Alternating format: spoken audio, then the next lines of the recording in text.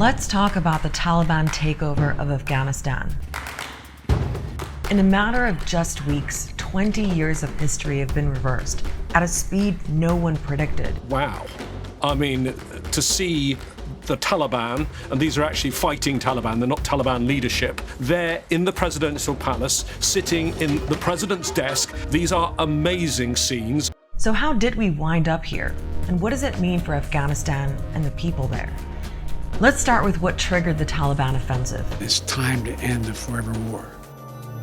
Back in April, President Biden announced he was pulling U.S. troops out of Afghanistan in line with a deal that Trump struck last year. Other NATO countries, like the UK, said they'd follow. In May, troops had already started pulling out. And by July, the Americans abandoned Bagram Air Base, their main hub for military operations. They packed up in the middle of the night without telling their Afghan counterparts, who were left behind to run the place. At that point, the Taliban accelerated their offensive.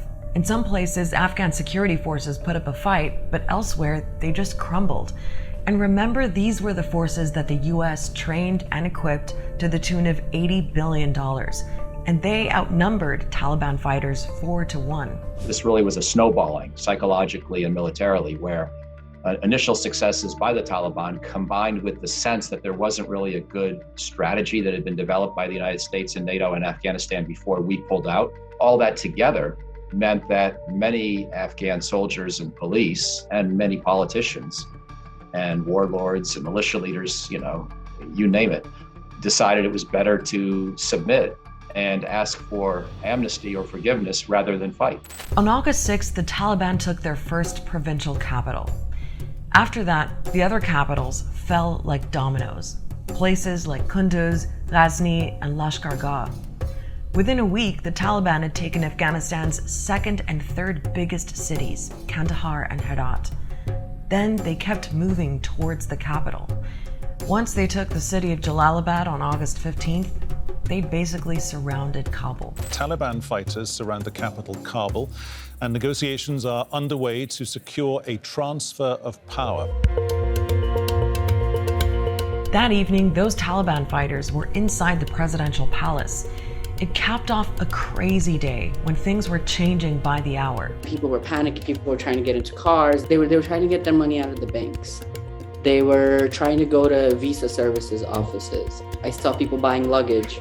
It just seemed like people were trying to figure out what to do. The US military scrambled to evacuate staff from the American embassy. By the afternoon, President Ashraf Ghani had left the country. And then there was a mad rush for flights out.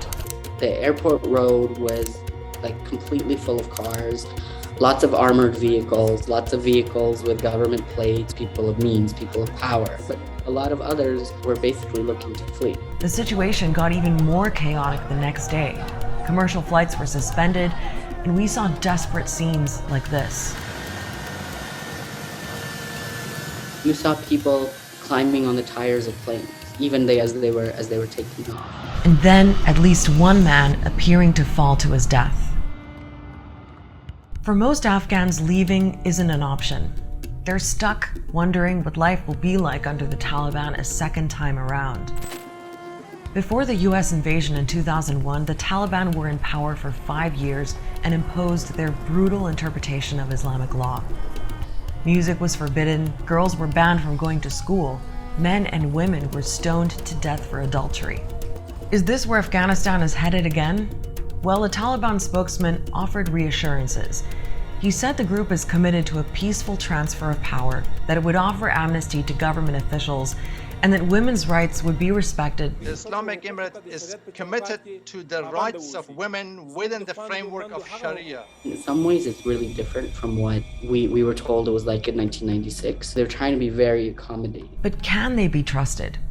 Many Afghans are skeptical. They don't see women as their equal or even a second-class citizen. They see them as commodity, as possessions. So expecting them that they have changed and they will let women talk or do anything is far beyond comprehension. They want to reimpose their old version of their emirate, which would result in severe restrictions of most of the gains of the past 20 years, the life people have come to expect. And that life just got really tough. Food prices are through the roof, people are struggling to get hold of basic supplies, and people can't get their money out of banks. There are also thousands of Afghans who fled as the Taliban swept through the country. Many have ended up in makeshift camps in Kabul, adding to the 400,000 Afghans who were forced to leave their homes since the beginning of the year. What's going to happen to all of them? People are still trying to make sense of what happened, and the blame game has ramped up, including from the White House. Afghanistan political leaders gave up and fled the country. The Afghan military collapsed, sometime without trying to fight. We trained and equipped an Afghan military force of some 300,000 strong. We gave them every chance to determine their own future. We could not provide them was the will to fight for that future. I would not call this a case of intelligence failure. I would call it a policy failure. It was President Biden who pretty much knew the risks he was running. Now, yes, we've been surprised at the pace, but he knew full well that this kind of outcome was within the realm of possibility, if not probability, when he made the decision. I didn't vote for Joe Biden to protect me. I voted for Ashraf Ghani. He should have been protecting me. He should be controlling the corrupt leaders within the country. What did he do? He didn't do anything. He abandoned us. He left us, right? So I'm more furious at my own leaders rather than the leaders in the West. The focus is now on what the new Taliban government will look like. Who is the government? Who is the mayor of Kabul right now? Who is the governor of Kabul right now? Who is it going to be in charge? And what is that structure going to look like? International negotiators in Doha are trying to answer some of those questions and salvage something from years of peace talks.